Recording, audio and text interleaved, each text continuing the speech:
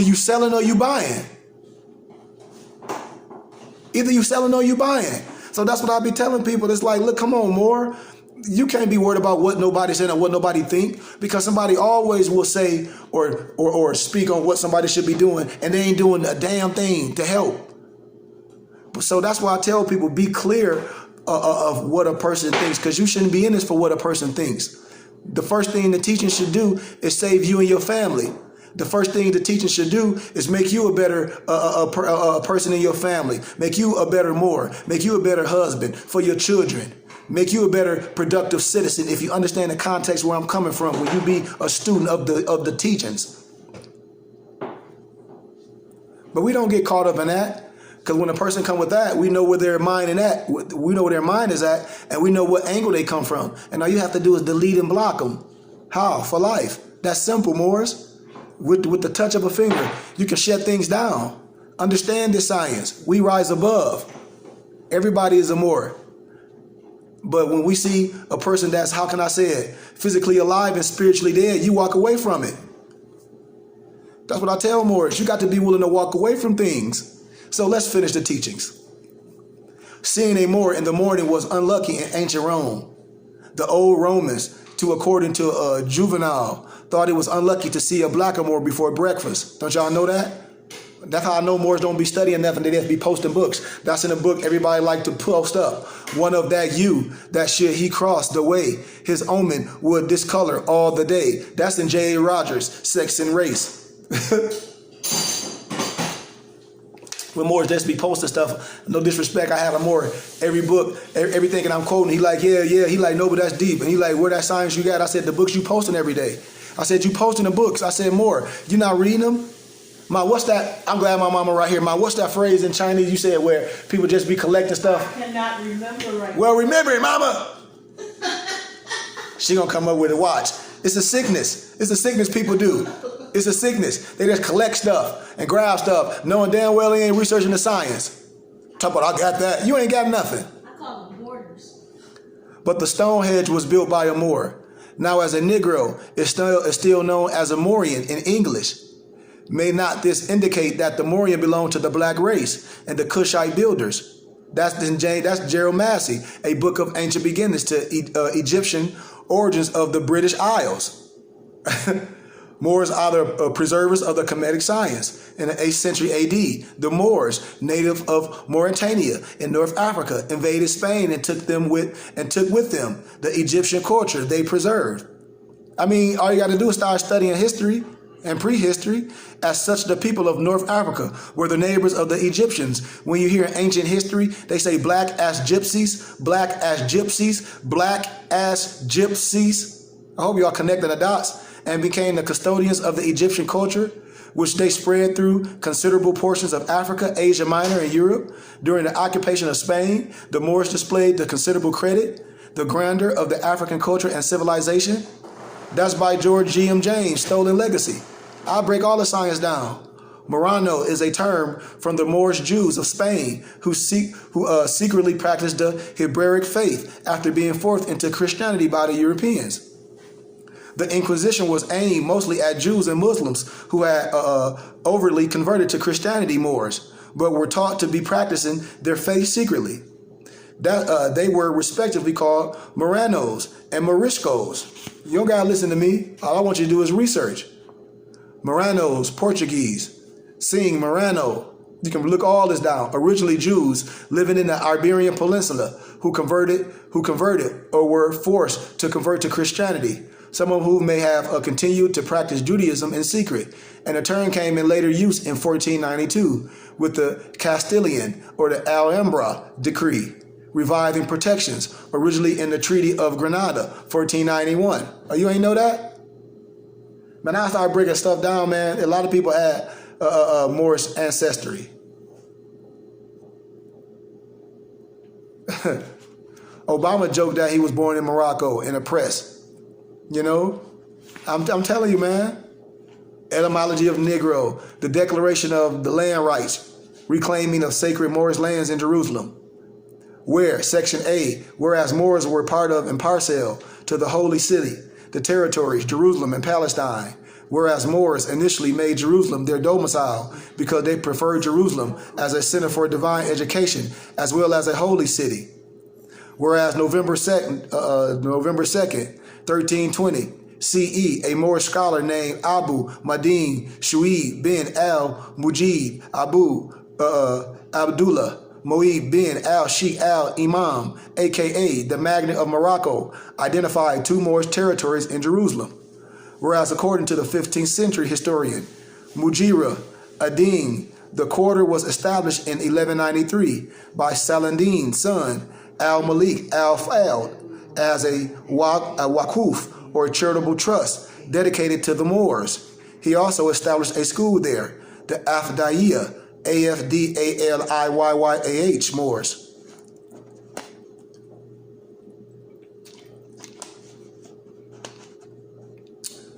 Whereas the first location was the village called In-Karim. In-Karim consisted of plains, rough terrains, houses, Moors, for their inhabitants, orchards of pomegranates, olive, figs, and oak trees, water wells, and old Roman vineyards. And I can go on and on with the teachings, but that's going to be for school. Whereas in 1887, a failed fraudulent attempt to buy the Moroccan quarter was made by Baron Rothschild, who conceived a plan to purchase the quarter and rebuild it as a merit and honor to the Jewish people. I'm going to tell y'all, man, I'm going to show y'all so much history. Whereas in 1918, Chaim Weizmann, then a prominent Zionist leader, sent a letter to the Foreign and Commonwealth officer asking the quarter to be vacated and the wall placed under Jewish ownership. Just like when we talk about the Doctrine and Discovery and all this type of stuff. However, the British maintained the status quo. Or just like when I tell y'all about the Weasleyana Purchase, and it wasn't no purchase. When I'm going to show y'all that, this is historical stuff. Great Britain appointed a commissioner under the approval of the League of Nations to settle the issue. The commission again reaffirmed the status quo, whereas the Jordan forces occupied the old city in 1948. It was Arab-Israel War.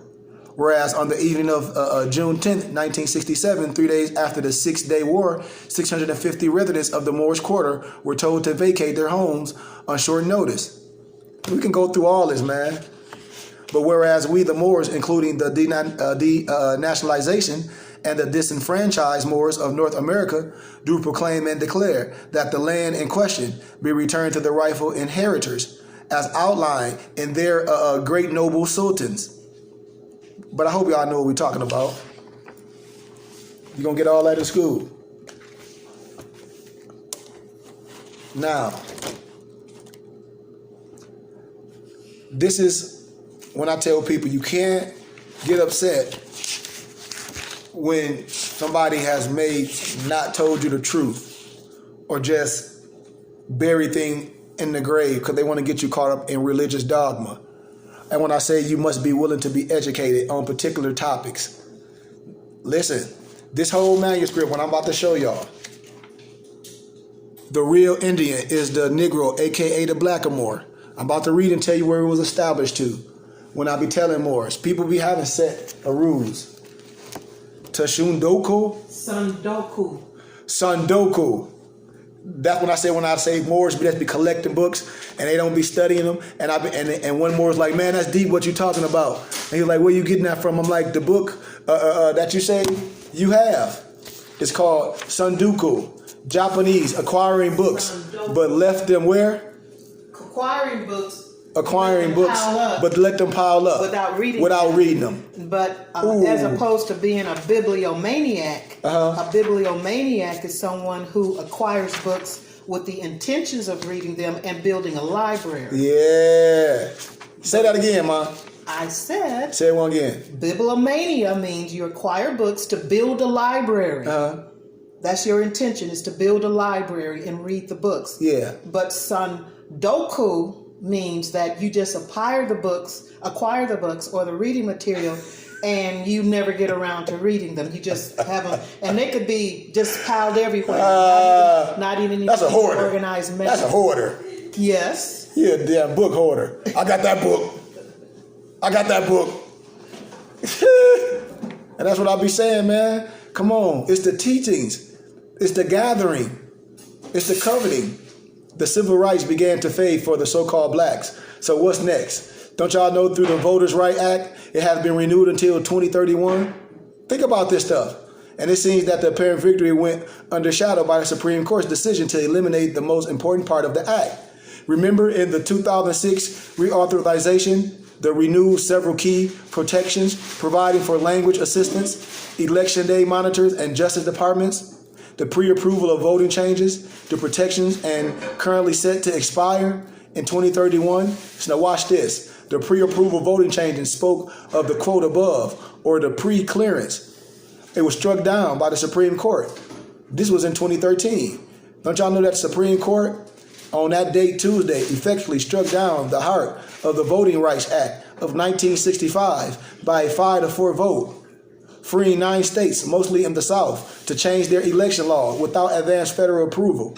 The court divided along ideological lines, and the two sides drew sharply different lessons from the history of the civil rights movement and the nation's progress in the rooting out racial discrimination in voting. And the core of the disagreement was whether the racial minorities continued to face barriers to the voting in the states with a history of discrimination. Man, I keep telling y'all, man, a lot of stuff we don't know.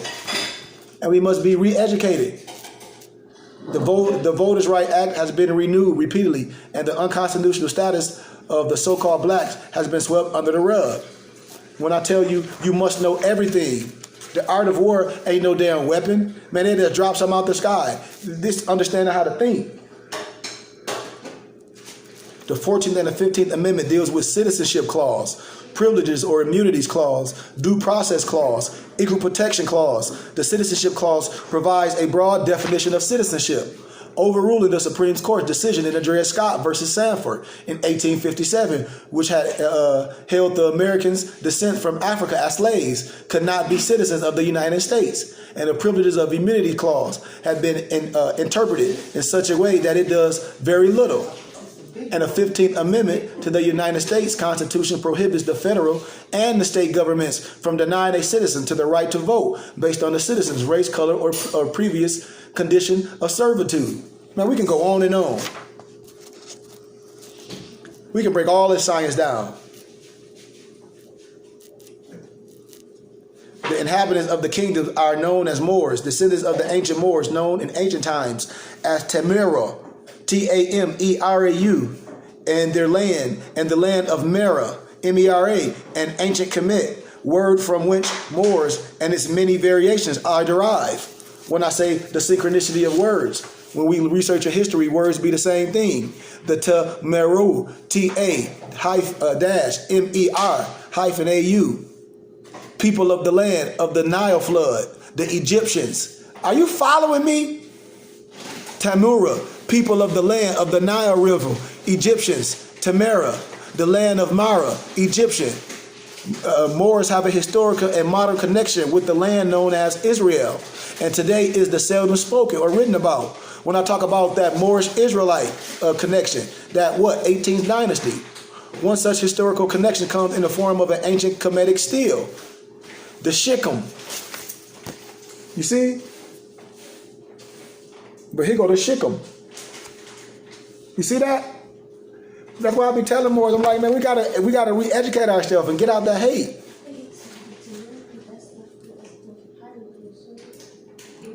But it was a Canaanite city mentioned in the Amarian letters, and it's mentioned in the Hebrew Bible as an Israelite city of the tribe of Manasseh and the first capital of the kingdom of Israel.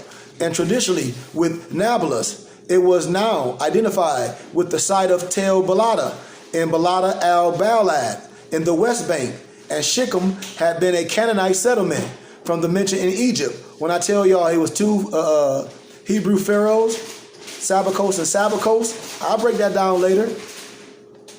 But the Egyptian text on the Seku Ku stele and the Egyptian stele of a noble at the court of Sanskrit III in circa 1880 and 1840 BC in the Amerindian letters of about 1350 BC. Are y'all following the connection? The Amarna letters were a communication between the Canaanites and the Amurra, which was a Amorite kingdom between modern western and northwestern Syria and Lebanon between the 14th and the 12th century BC. and Amora was part of the Kemetic Empire. This is what I be telling Moors. Why wouldn't the Moor want to be part of these teachings? And I ain't even gave you no real science yet. This elementary science. This all elementary. Moors are the original Jews. There are several subgroups of Jews with different cultures and traditions. Remember I told y'all about the Igbo and the Ibu of Nigeria? Where's Nigeria? Wait, Africa. The Ashkenazic, Ashkenazic, the descendants of the Jews from France, Germany, and Eastern Europe. Sephardic, descendants of the Jews from Spain, Portugal, North Africa, and the Middle East. Yeah, you heard me. Sephardic, Sephardic, descendants of the Jews from Spain, Portugal, North Africa, and the Middle East. North Africa, where I'm talking about North Africa. I hope y'all know the Mizrach, Mizrachi, descendants of Jews from where? North Africa and the Middle East. But we know it ain't no such thing as the Middle East, that's Africa. Other subgroups are what? Yemenite, Ethiopian, but you know the Abyssinians, and the what? Oriental. When I talk about what? The Africans of Asia. Ashkenazic and Sephardic Jews represent two distinct subcultures of Judaism, and we are all Jews and share the same basic belief, but there are some variations in cultures and practice, and it's not clear when the split began, but it has existed for more than 1,000 years, because around the year 1000 CE Moors, we can kind of start seeing, you know what I want to say, but I ain't gonna say it. Who are the Ashkenazic Jews? I'm watching my mouth. But the Ashkenazic Jews are the Jews of France, Germany, and Eastern Europe, and their descendants. You can't get mad when somebody say a European Jew. They book say it. The adjective Ashkenazic and corresponding nouns, Ashkenazi, singular, and Ashkenazium, plural, are derived from the Hebrew word Ashkenaz, Ashkenaz, which is used to refer to Germany. But most American Jews today are Ashkenazim,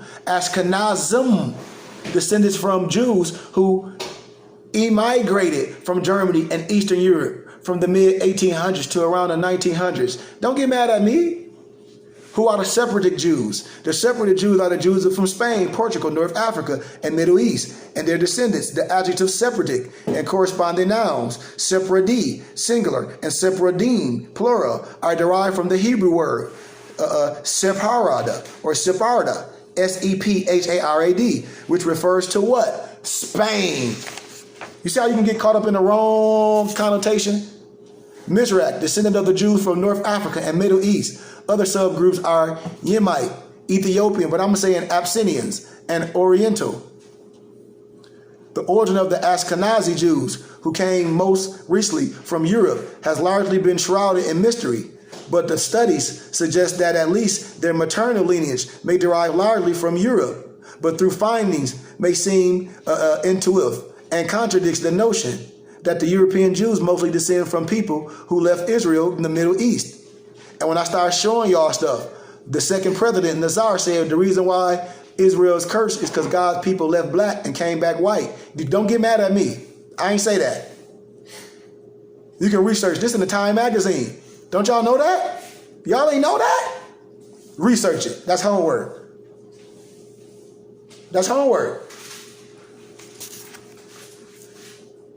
Don't y'all know that the Limbas of South Africa, another so-called Bantu tribe, the Bantu tribe, have a cognate and valid claim to the Jewish ancestry? I done did these teachings so many times with the true documents and the books that showed that connection of the so-called Kohen Modal, the J Haploa group, and the Limbas as a group are indistinguishable from the Bantu neighborhood, suggesting that the Bantu groups possess the archetype Jewish genetic, and it implies that they are potentially more bloodline Jews on the continent of Africa than anywhere else, including modern Europe and Israel. When we're talking about genetics and the name of the old Jewish communities south of the Atlantis Mountains, around the regions of modern Niger and Nigeria, many of which existed well into the Renaissance times, can be found in the documents in the synagogue archives in Cairo. I'm telling you, man, when I talk about the Falasha Jews, man, I can go all over. Even the historians have explained that the Arabs brought Islam to the Maghreb as they moved into the area, and the Arabs were a powerful political and military force of the region. And at first, there were pressures of Berbers, original Moors. Come on, man. We're going to start right there. We're going to start right there. That's what I'll be telling Moors. When I show more signs and symbols, when I show you things, the first thing you got to is relearn. You need to get a flush and fill and reboot your hard drive. Moors don't know. When I be showing more stuff, that's the ancient Kufic script. And it was employed for the Arabic language before the modern Arabic came into the general use. And the example dates from the approximately 700 AD and occurs in Nevada, where it was mistaken for Amerindian markings of about 100 BC. And it's actually a religious text. And it reads Nabi, Allah, Muhammad. Allah's prophet is Muhammad. And it was probably cut into the rock as a part of the permanent school lessons of the Muslim settlers of the Southwest. And sample of the words from the saga America by Barry Fell. The origin of the Kufic, of the angular style of the Arabic script, is traced back to about 100 years before the foundation of the Kufa, to which town it owes its name because it's developed there. So when I show y'all stuff, I'm showing you things in history. And the purpose of this science is that you got to understand that the most important secret histories directly related to so-called black people in America that pertain directly to the subject and discussion of reparations and restoration. And the forbidden idea in America is what, Moors? It's never to allow our nation, the so-called black people, to know we are indigenous to this land. And yes, we are an indigenous nation. And this is the history we know not known.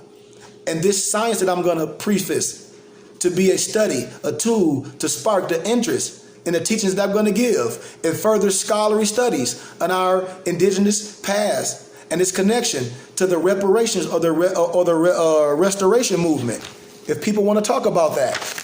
So let's give you a little preface of what you're going to get in school. But the records of our past in America are ancient and very real, Moors. Watch this.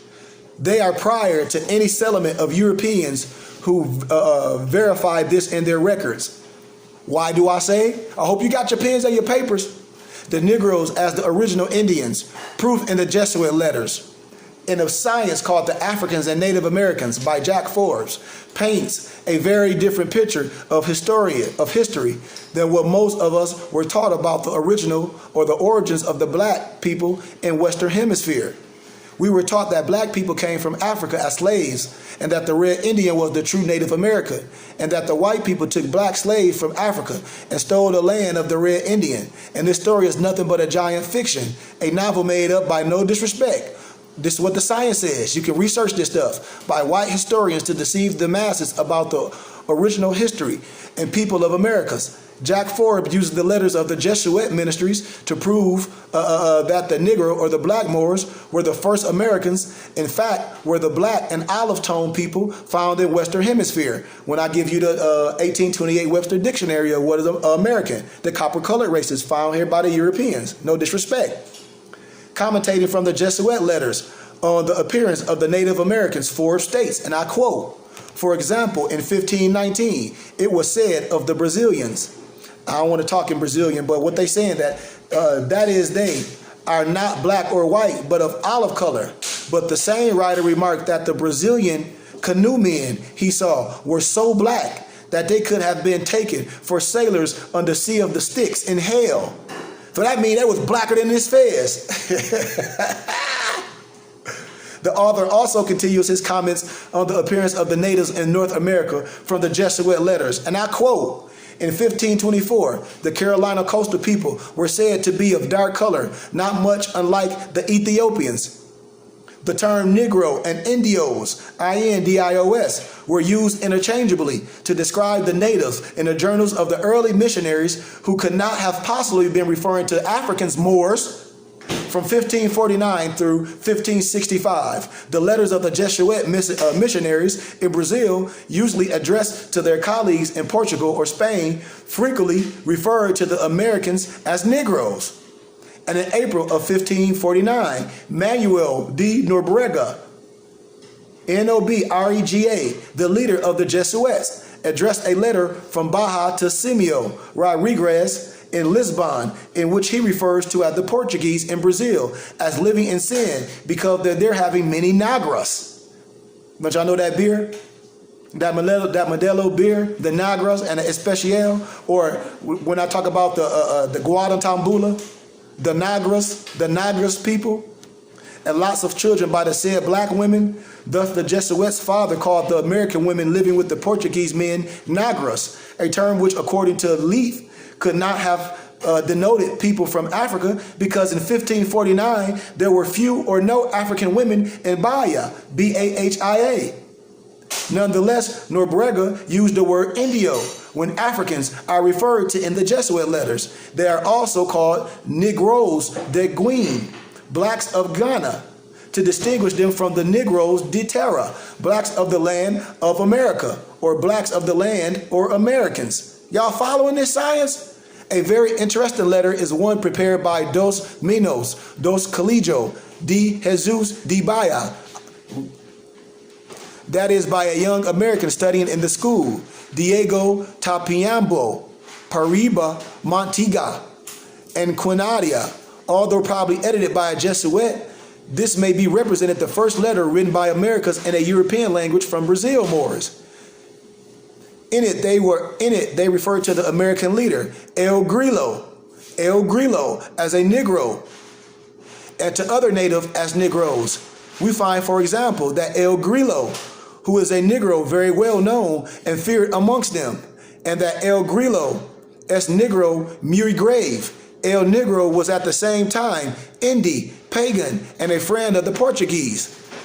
In August 1552, Nobrega wrote from Bahia, which is South America, to Lisbon, which is Portugal, referring to the native people as Negroes. And in May 1554, Antonio Barquez from Proto Segro wrote to the Jesuits of Cambria that is, he was preaching to the Americans called the Negroes.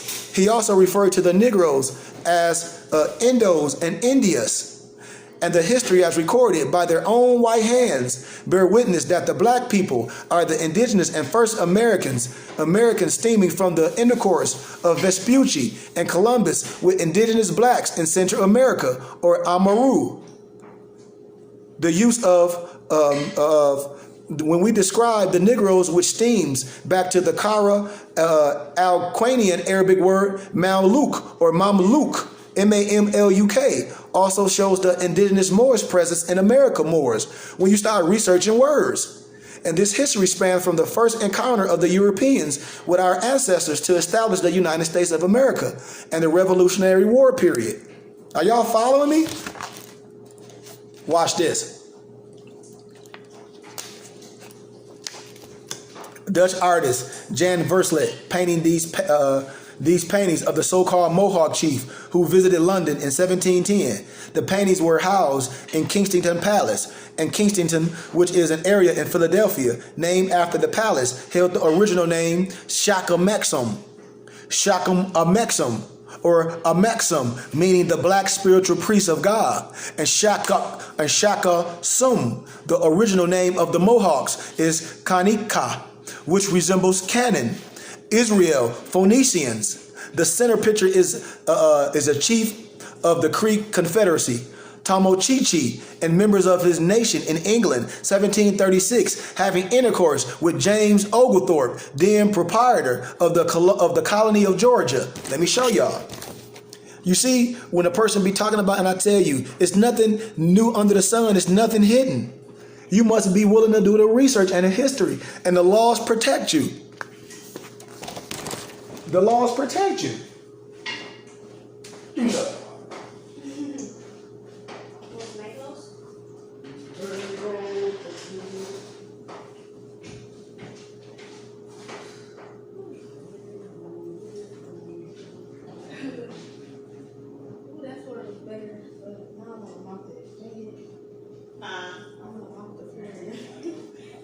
Did you see him live?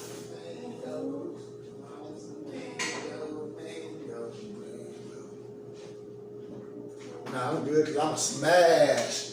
I'm a smash. But do you see that? You see the pictures and the things what be hidden from Moors?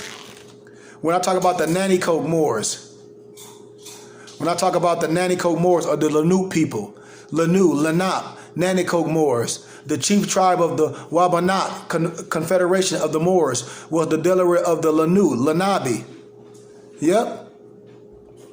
Were they black people, our African Americans, the descendants of those Moors? Watch this. William Penn eyewitness account of Lenape or Nanticoke Moors. The first detailed description of the Delawares is a letter from William Penn to the Committee of the Free Society of Traders in 1683. Y'all ain't know that? Watch this. He wrote, and I quote, "For their persons, they are generally tall, straight, well-built, and of singular proportion. They tread strong and clever, and mostly walk with a lofty chin, of complexion black, but by design, as gypsies in England." Did you hear what I just said, Morris? Let me reverse this. William Penn eyewitness accounts of Lenape, Nanticoke Moors.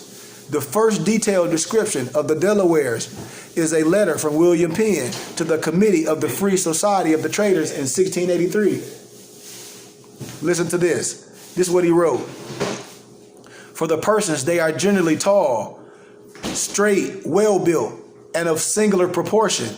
They tread strong and clever, and mostly walk with a lofty chin, of complexion black, but by design, as the gypsies in England. They grease themselves with bear's fat clarified, and using no defense against the sun or weather, their skin must be swarthy." I hope are y'all feeling the word swarthy? Black as gypsies. Are y'all connecting the science? Chief Tamnon, the Blackamoor, chief of Turtle Island, Sacamaxim in Philadelphia. See, Moors just be wanting to confuse you, but don't want to show you stuff because they want to get you in dogma. Wait till you get into school.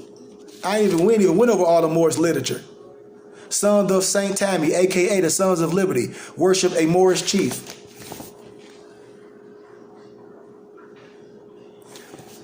This how I know. Listen, let me tell you, don't y'all know all these lessons? Listen, let me tell you when these lessons was issued. Watch this.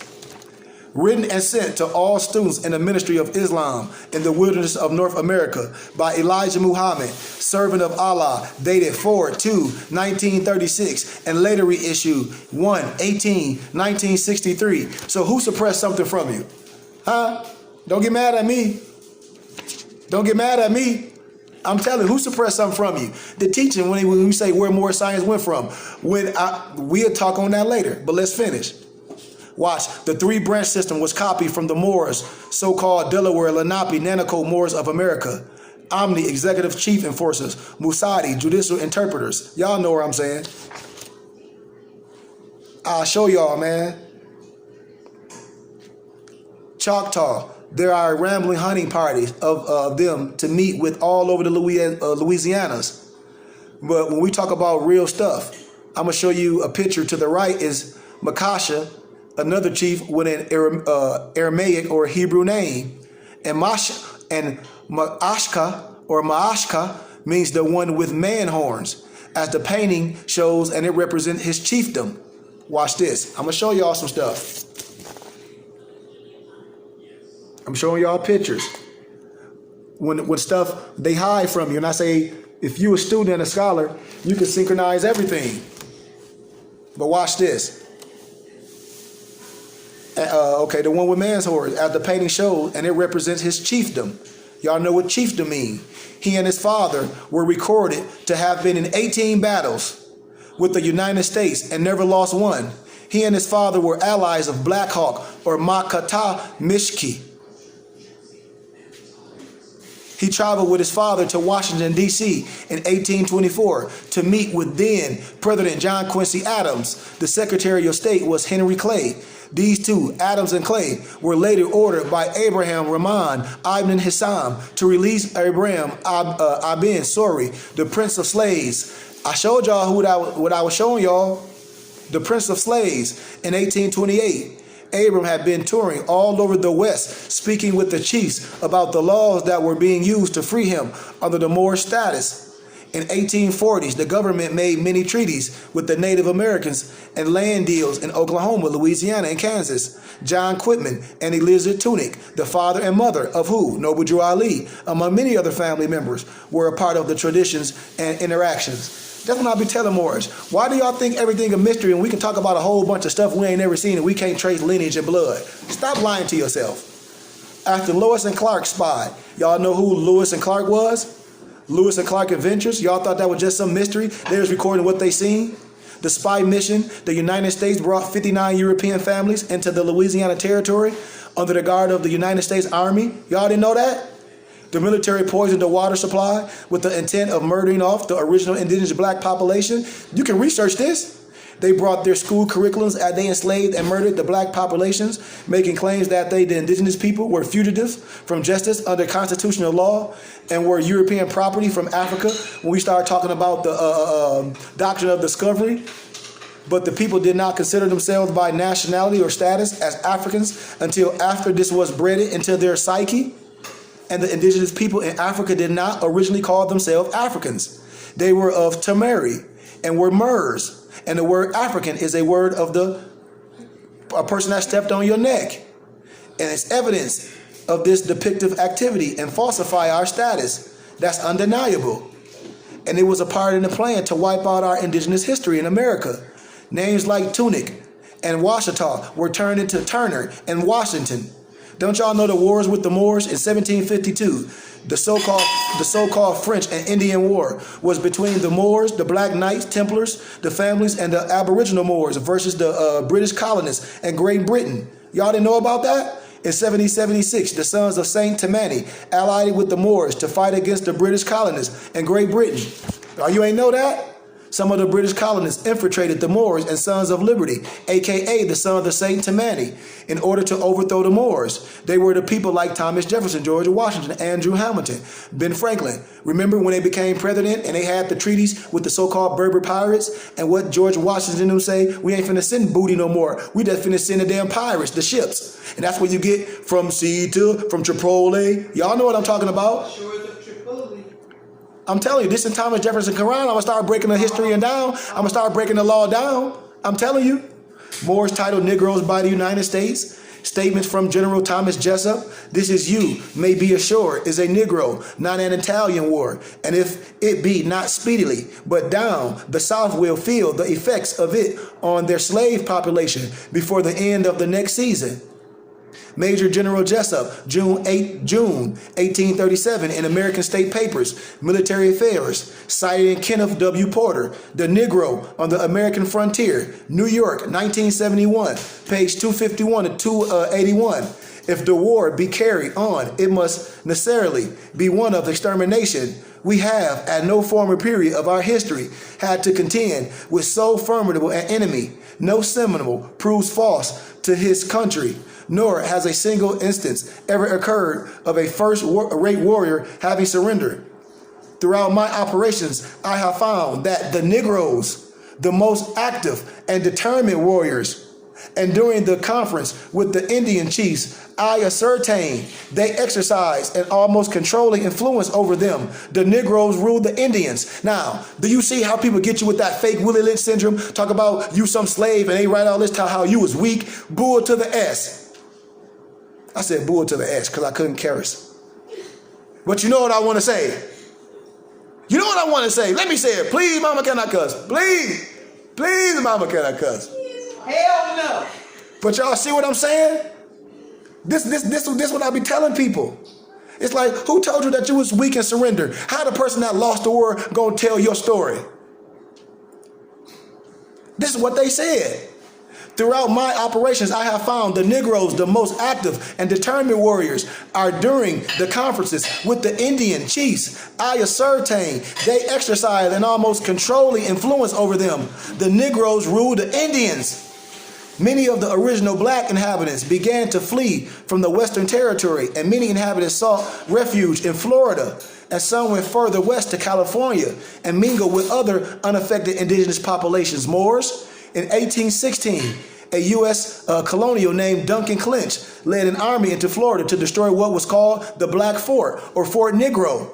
Colonial Duncan Clinch led an army of Red Creek mercenaries and a U.S. Army unit into Florida to destroy Fort Negro in a book called The Black West by William Katz. This is what Katz say, and I quote. See, I'm just giving you a little elementary because this is the last lecture until class start. I'm sorry. Emails going out tonight. But the explosion killed almost all of his blacks and red warriors, and 200 men and children. The few warriors were led back to the United States and slavery. Ooh, did y'all hear that? In his initial orders, General Jackson had asked that they not only destroy the fort, but return the stolen Negroes and property to their original owners. Ooh, and you're gonna call yourself black, Negro, colored, and all that means slave. Why? But the question remained, did these aboriginals see themselves as slaves, foreigners, or property of the Europeans, as African Negroes or colored people? Absolutely not, Moors. In Colonial Duncan Clinch's report of the battle at Fort Negro, the first U.S. invasion of Florida, the information provides facts to the contrary. Watch this. In Clinch's report, it reads, Fort Negro, 1816. Watch this, y'all. In the evening, a deputation of chiefs went into the fort and demanded its surrender, but they were abused and treated with the utmost contempt. The black chief heaped much abuse on the Americans and said he had been left in command of the fort by the British government and that he would sink any American vessel that should attempt to pass it and would blow up the fort if he could not defend it. I'm going to show y'all in Thomas Jefferson Quran. I'm going to start showing y'all. The chief also informed me that the Negroes had a red flag and the English Jack was flying over it. Y'all hear me? So who lied to you? Your preacher, your teacher, and the more that you going to? I'm your brother. I'm a teacher. We're going to see who's going to want to be educated. The question that must be answered is, were the people former slaves? Think about that. What was their purpose for flying two flags that they were flying? Think about that. And then if they have flags, slaves don't have no flag, do they? Think about that. And then what does the flag represent? A flag represents a nation. What nations did they represent? Remember, it was also cannons in use at Fort Negro, right? It was a known fact in history that the cannon was developed by the Moors in North Africa and Spain.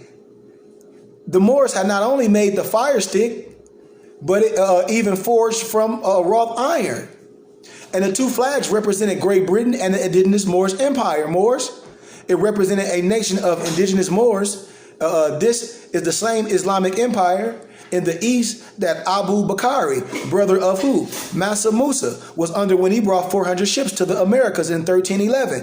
When y'all see the map of Mansa Musa, who y'all think wrote that map? Where y'all think that map came from?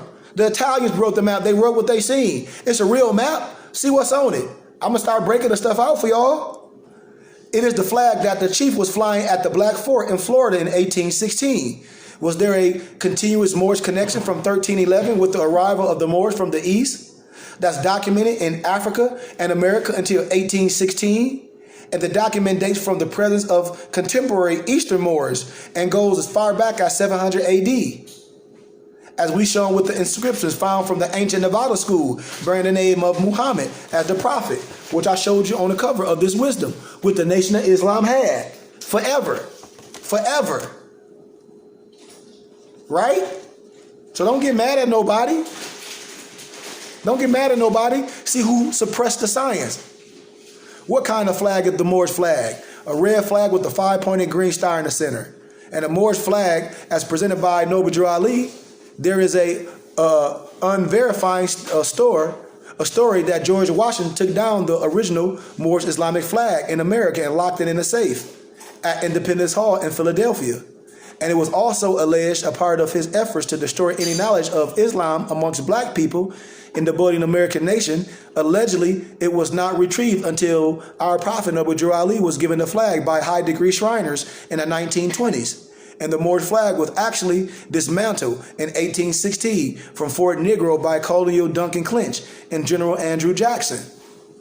The star was added by colonizing French authority to the Moorish Sharifian flag in Morocco on November 17, 1915, after France's colonial occupation began. And before that period, it was a completely red flag. And it represented the Muslims, the Moors of the Maghreb, West Africa, and the Americas Moors, who were traveling back and forth from Africa, which they connotate them as pirates, to the Americas, who were established as indigenous both lands. Indigenous both lands. Your paperwork, what? Your nationality. You're indigenous. What your paperwork? You're indigenous to both lands. Are y'all following what I'm saying? Many of the Maroons. What Maroons? It was all type of Maroons. You had the Jamaican Maroons as well. Who? Queen Nanny and the Jamaican Maroons, who were amongst the natives, were called Seminoles, were Muslims, Moors who had an ancient presence in America. And the chief of this fort, called Fort Negro, was a man named Mandine, was a man of Mandine descent. And the Mandine are, and they are today, African Muslims and Mandi groups founded the medieval empires of Ghana and Mali. They included the Bambara, the Dala, the Malanique, the Manding, the Dogon, and the Sink. And the chief at Fort Negro during the invasion of colonial clinches was named Abraham. His birth name was Suofi Tusugi, Sounoffeee, Tustanugi, Tustenuggee, which meant Swanee warrior, and has been associated with it the Swanee River in Florida.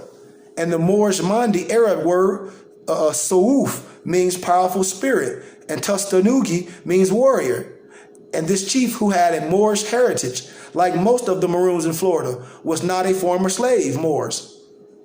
His ancestry went back to indigenous people, and Abraham served as interpreter for the Seminoles, as a legal counsel for Hema Miko, John Juper, and Holata Miko, Chief Billy Bowlegs, and Hema Miko was the Seminole chief. His brother Holota Miko was also a chief, and Abraham served as a representative on the trip to Washington, D.C. to negotiate a treaty with the United States government in 1832. Look, my homie on the other side, like, man, please don't let this be your last one till school start. Yeah, it gotta be, man. This is my last one, Noble. Sufani Tustanuggee, also known as Abraham, was a Maroon or a Mo amongst the Seminoles. He was their chief legal counsel and interpreter. It was he who was at Fort Negro in 1816, flying the Moorish flag of the Islamic empires. This is the famous cherry tree that was chopped down, and Abraham soon moved west to Oklahoma, and Chief Holata Miko and Chief Hema Miko disappeared in the Everglades, right? This was the start of the Penn Secret Society and other secret society amongst the Creek and Cherokee, the Sagragi, the Saragi, and these are the societies that later developed into the ancient Egyptian Arabic order of nobles of the Mystic Shrine and the Moorish Science Temple of America. Y'all follow me? You see, I'm telling you, man. I'm telling you, because they ain't gonna teach you, man. I'm from Florida. I'm from Florida. I grew up in a small area of Plant City.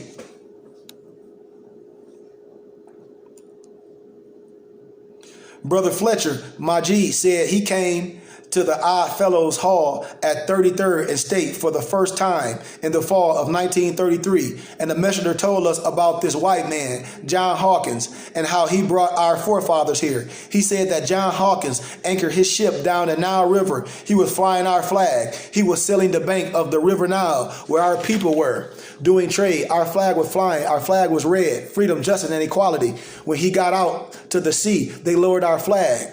And the Moors dominated trade in this period. Trade was dominated by the Moors from the west and north coast of Africa to Gulf of Mexico before the Inquisition. What Inquisition? The Spanish Inquisition, and the slow deterioration of the Moorish and the Islamic influence. Even in the 1700s, Moors, the real was the unit of currency used in Mexico, which is the present standard currency of Saudi Arabia. And the trade became fully interrupted when the United States developed an independent Marine Corps and Navy in the 1800s. Are y'all following the science? They fought wars against the Moors. What? The Barbary Wars. The Barbary Wars.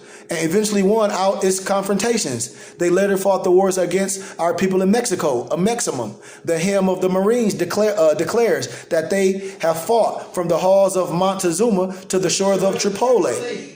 referring to the exploits by the U.S. State Marine Corps in the Mexican War and in the campaign against the Barbary pirates of North Africa. Here we go, pirates again. Those Barbary pirates and some of the so-called Mexicans were Moors, and the Black Maroons, the Moors from Florida, who had set up communities in Mexico in the mid-1800s. And a cannon was also found amongst the so-called Mexicans, which was a signature weapon of the Moors and the Maroons from Florida at places like what? Pelalaca. I might be pronunciating it wrong, but it's spelled Pelikalkaha,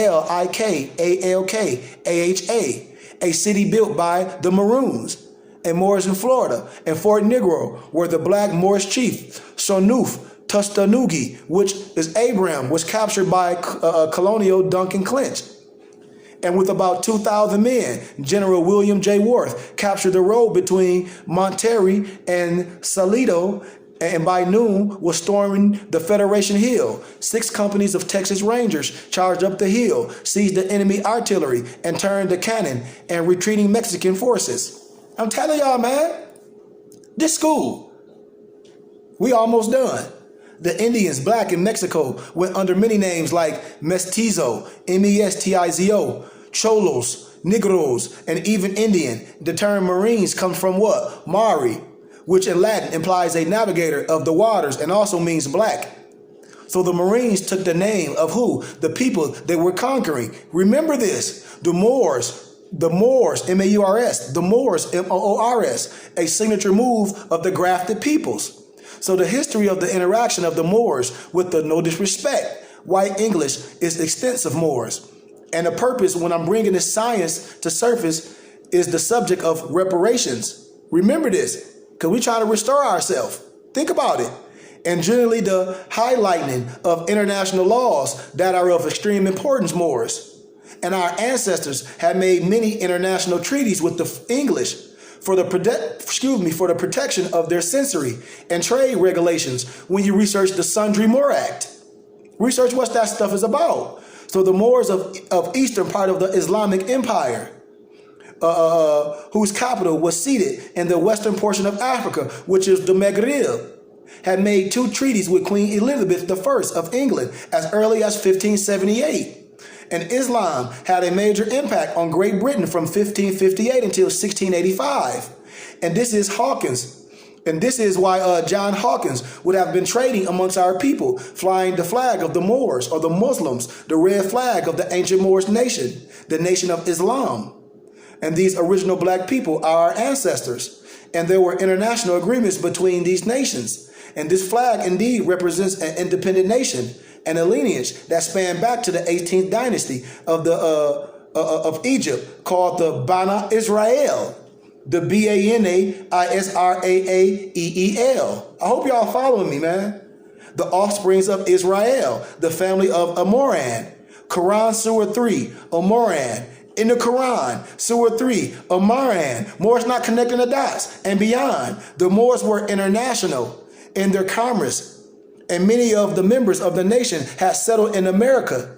And as I've noted earlier, Abu Bakari, the elder brother of Mansa Musa, took 400 ships to America in the early 1300s. So what the hell you think they did in the early, all the men on them ships? What do you think they did when they got there? Just like when the Moors were ruling Spain. You know how men are.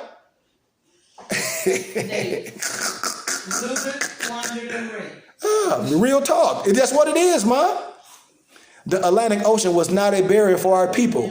We were indigenous to both land masses. It was the black indigenous population of the Moors in the West that suffered a death blow from colonizing Europeans throughout the 16th and the 17th centuries, while Spanish, Dutch, French, British, and Portuguese Christians were conquering indigenous populations across the Pacific and the Atlantic Oceans.